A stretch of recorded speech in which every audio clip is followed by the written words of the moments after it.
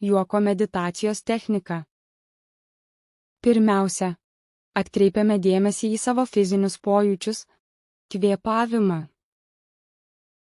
Ir tiesiog pradedame šypsotis.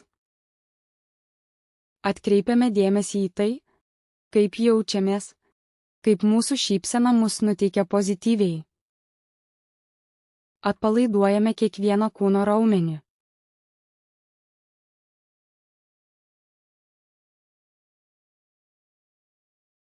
Dabar įsivaizduokite, kad esate gyvūnas, nesvarbu koks, ir pradėkite judėti imituodami šį gyvūną.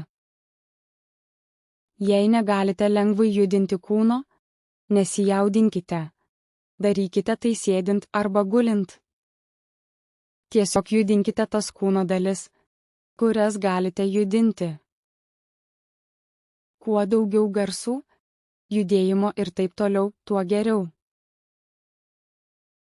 Dabar pradėkite juoktis, kuo galima garsiau.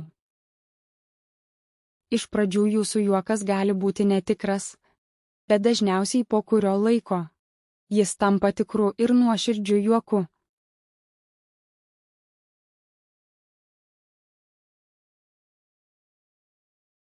Dabar įsivaizduokite, kad nusikeliate į praeitį, 18 amžių. Galite įsivaizduoti, ką norite, ir daryti tai, ką norite. Svarbu, nenustokite juoktis. Būkite kažkuo kitu ir pamirškite savo įprastąjį aš.